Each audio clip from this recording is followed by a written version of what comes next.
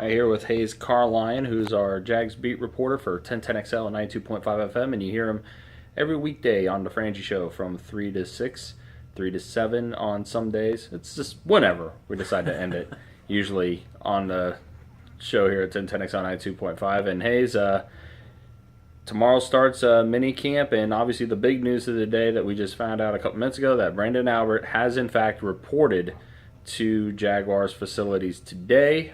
Just your thoughts on that, and just kind of talk about what you're looking forward to the next few days with minicamp starting up. Sure. With Brandon Albert, it'll be interesting to see how he is physically. Doug Marrone said on Friday, look, I'm not even sure if he's going to be able to pass a physical. So he's taking that physical today. It'll be interesting to see how that turns out. So we'll hear Doug Marrone comment about that hopefully tomorrow. And I think for Brandon Albert, it's going to be slow for these first 3 days. I mean, he hasn't been with them. This team has been on the field practicing for the last 3 weeks. So I would not expect a ton of teamwork for Brandon Albert over this 3-day stretch, particularly in the first 2 days. Maybe on day 3 you see him getting some reps in 11 on 11, but don't be surprised if they hold him out the whole time. It will be interesting to see what kind of work he gets if he does get inserted into team drills. Who is he running with? First team, third team? Do they put him exclusively at left tackle? What do we see as far as Josh Wells, Cam Robinson, things of that nature? If Cam Robinson is going to move to left guard eventually, as many believe, now would be a good time to start doing that as soon as Brandon Albert can get in there at left tackle. So that'll be the biggest thing worth monitoring, as well as Brandon Linder on that offensive line. Started out OTAs at right guard. They moved him back to center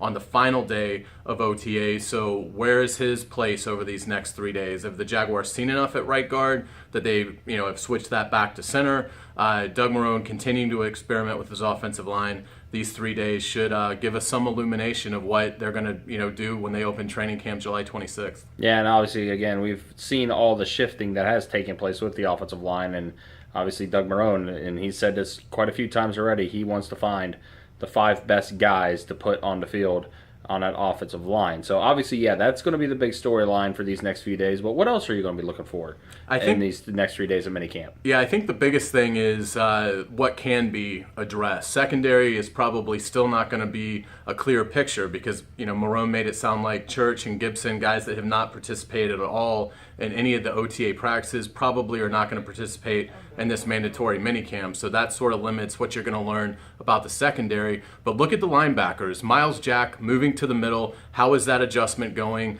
Paul Posluszny on the strong side, is he getting better reading what he's supposed to be reading as far as his keys? So I think that linebacker core is still really one to watch because it has the potential to be explosive because you have the athleticism of Telvin Smith on the weak side, Miles Jack in the middle, and then you've got the experience of Paul Posluszny on the strong side. So the linebackers could be elite here, but it could also, particularly in those first few weeks of the regular season, be kind of a trial and error, and the Jaguars can't afford that. So they really need the linebacking position to be solid. This mandatory minicamp will give us a pretty good idea of how those 3 guys are working together. And then I really thought the receivers looked good in the OTAs that we were allowed to see. So again, Allen Robinson, Marquise Lee, Hearns, I think it'll be interesting to see how those 3 continue to do. Can Dede Westbrook get back in the fold after missing the latter half of OTAs with an injury? And then, of course, the million-dollar question, Blake Bortles. We'll get to see him a little bit more this week than we did in OTAs. How does he look? How are the mechanics? Does it look like his knowledge of Nathaniel Hackett's playbook is really becoming second nature? All right, he is Hayes Carlyon. Again, you hear him on the Frangie Show every weekday afternoon. You can read his work at 1010XL.com and also on gridironnow.com. Hayes, thanks for the time. Thank you.